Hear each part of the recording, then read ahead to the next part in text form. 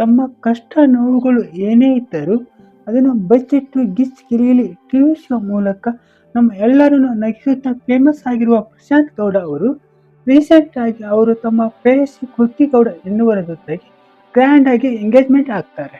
Love ಮಾಡಿ ಮ್ಯಾರೇಜ್ಗೆ ready ಆಗಿರುವ ಈ ಲವ್ ಬರ್ಡ್ಸ್ ಅವರ ಬ್ಯೂಟಿಫುಲ್ ಫೋಟೋಸ್ಗಳನ್ನು ಸೋಷಿಯಲ್ ಮೀಡಿಯಾಗಳಲ್ಲಿ ಶೇರ್ ಮಾಡ್ತಾರೆ.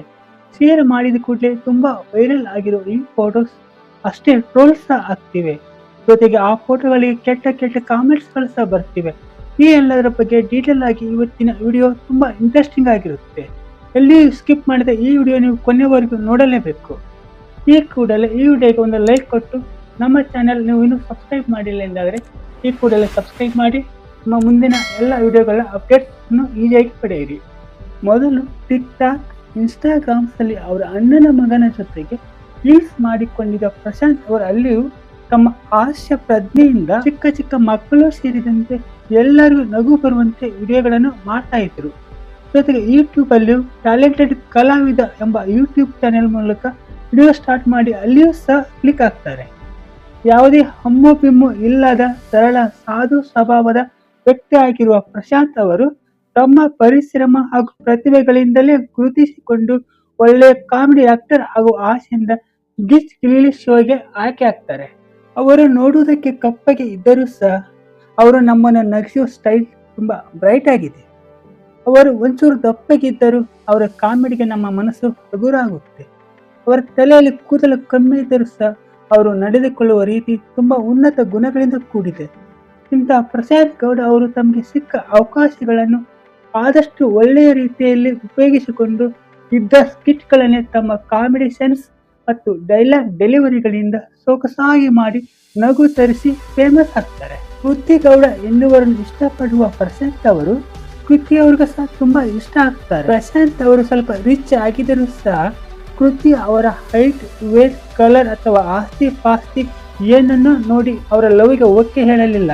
ಇನ್ನೂ ಆಗ ಪ್ರಶಾಂತ್ ಒಬ್ಬ ಕಾಮಿಡಿ ಆಕ್ಟರ್ ಎನ್ನುವ ವಿಷಯವೇ ಕೃತಿ ಅವರಿಗೆ ಸರಿಯಾಗಿ ತಿಳಿದಿರುವುದಿಲ್ಲ. ಆದರೆ ಪ್ರಶಾಂತ್ ಅವರ ನಡೆ, ನುಡಿ, ಅಕ್ಕರೆಯಿಂದ ಕಾಳಜಿ ಮಾಡುವ ಆ ಗುಣಗಳು ಕೃತಿ ಅವರಿಗೆ ತುಂಬಾ ಇಷ್ಟ ಆಗಿ ಪ್ರಶಾಂತ್ ಅವರ ಲವ್ಗೆ ಓಕೆ ಅಂತಾರೆ. ಆ ಲವ್ ಈಗ ಎಂಗೇಜ್ಮೆಂಟ್ ಆಗಿದೆ. ನೆಕ್ಸ್ಟ್ ಮದುವೆಯಾಗಿ ಸತಿಪತಿಗಳು ಸಹ ಆಗ್ತಾರೆ. ಇವರು ಸೋಷಿಯಲ್ ಮೀಡಿಯಾದಲ್ಲಿ ತಮ್ಮ ಫೋಟೋಸ್ ಹಂಚಿಕೊಂಡ ನಂತರ ಬಂದ ಟ್ರೋಲ್ಗಳು, ಕಾಮೆಂಟ್ಗಳನ್ನು ನೋಡಿದರೆ ಎಂತರೂ ಸಹ ಒಮ್ಮೆ ಬೇಜಾರಾಗುವಂತಿವೆ. ದುಡ್ಡಿದ್ರ ಮೋದಿಗ ಶ್ರೀದೇವಿ ಅಂತ ಹುಡುಗಿ ಸಿಗ್ತಾಳೆ, ದುಡ್ಡಿರೋನು ಹೇಗಿದ್ರು ಲವ್ ಮಾಡ್ತಾರೆ. ನಿನ್ನೊಂದನಿಗೆ ಅಪ್ಸರೆ ಅಂತ ಹುಡುಗಿ ಸಿಗ್ಬೇಕಿತ್ತ? ಎಂತವ್ರಿಗೆ ಎಂತ ಫಿಗರು. ಇನ್ನೂ ಅಂತ ನೂರಾರು ಕೆಟ್ಟ ಕಾಮೆಂಟ್ಗಳು, ಇದಕ್ಕಿಂತ 10 ಪಟ್ಟು ಜಾಸ್ತಿ ವಲ್ಗರ್ ಆಗಿರುವ ಟ್ರೋಲ್ಗಳು ಇವೆಲ್ಲ ನೋಡಿ ಅನುಪಮ ಗೌಡ ಅವರು ಟ್ರೋಲ್ ಮಾಡಿದವರಿಗೆ ಕಾಮೆಂಟ್ ಮಾಡಿದರು ತಕ್ಕ ಉತ್ತರ ಕೊಟ್ಟು ಖಡಕ್ ಆಗಿ ವಾರ್ನಿಂಗ್ ಕೊಡ್ತಾರೆ. ಆಸ್ತಿ, ಸೌಂದರ್ಯ, ದುಡ್ಡು ನೋಡಿ ಲವ್ ಮಾಡಬಾರ್ದು, ಗುಣ ನೋಡಿ ಪ್ರೀತಿಸಬೇಕು ಅಂತ ಪ್ರಶಾಂತ್ ಅವರು ಹೇಳಿದರೆ ಅವರನ್ನು ಮದುವೆಯಾಗುವ ಹುಡುಗ ಕೃತಿ ಅವರು ಇದಕ್ಕೆಲ್ಲ ತಲೆ ಕೆಡಿಸಿಕೊಳ್ಳದೆ ಹಾಗೆ ಕಾಮೆಂಟ್ ಮಾಡುವವರ, ಟ್ರೋಲ್ ಮಾಡುವವರ ಬುದ್ಧಿ ಎಷ್ಟು ಕೆಟ್ಟದಾಗಿದೆ ಅಂತ ಅಲ್ಲೇ ಗೊತ್ತಾಗುತ್ತೆ ಅಂದ್ಕೊಂಡು ಸುಮ್ಮನಾಗ್ತಾರೆ. 100ರಲ್ಲಿ 10 ಜನ ಟ್ರೋಲ್ ಮಾಡಿದ್ರೆ 90% ಜನ ನಮ್ಮನ್ನು ಪ್ರೀತಿಸುವವರು, ಇಷ್ಟಪಡುವವರು ಇದ್ದೇ ಇರ್ತಾರೆ. ಬ್ಯೂಟಿ ಮತ್ತು ಕಲರ್ ಎನ್ನುವುದು ಶಾಶ್ವತ ಅಲ್ಲ. ಕಾಲ ಕಳೆದಂತೆ ಸೌಂದರ್ಯಕ್ಕೆ ಸುಕ್ಕುಗಳು ಬರ್ತವೆ, ಬಣ್ಣಗಳು ಮಾಸಿ ಹೋಗ್ತವೆ. ಆದ್ರಿಂದ ಹೀಗೆ ಟ್ರೋಲ್ ಮಾಡುವುದರ ಬದಲು, ಕೆಟ್ಟ ಕಾಮೆಂಟ್ಸ್ ಹಾಕುವುದರ ಬದಲು ಎಲ್ಲವನ್ನ ಅರ್ಥ ಮಾಡಿಕೊಂಡು ಆದ್ರೆ ಒಳ್ಳೇದು ಬಯಸಿ, ಇಲ್ಲಾಂದ್ರೆ ನಿಮ್ಮಷ್ಟು ನೀವು ಸುಮ್ಮನೆ ಇರಿ. ಇನ್ನೊಬ್ಬನ ಕಂಡು ಸುಮ್ಮನೆ ಹೊಟ್ಟೆ ಕಿಚ್ಚು ಪಡ್ಕೊಳ್ಳೋದು ಅಷ್ಟು ಆರೋಗ್ಯಕ್ಕೂ ಸಹ ಒಳ್ಳೇದಲ್ಲ. ಇದಾಗಿತ್ತು ಇವತ್ತಿನ ವಿಡಿಯೋ. ಈ ವಿಡಿಯೋ ನೋಡಿ ನಿಮ್ಗೆ ಏನ್ ಅನಿಸ್ತು ಅನ್ನೋದನ್ನ ಮಿಸ್ ಮಾಡದೆ ಕಾಮೆಂಟ್ ಮಾಡಿ ಮತ್ತು ಈ ವಿಡಿಯೋಗೆ ಮಿಸ್ ಮಾಡದೆ ಒಂದು ಲೈಕ್ ಕೊಡಿ. Thank you.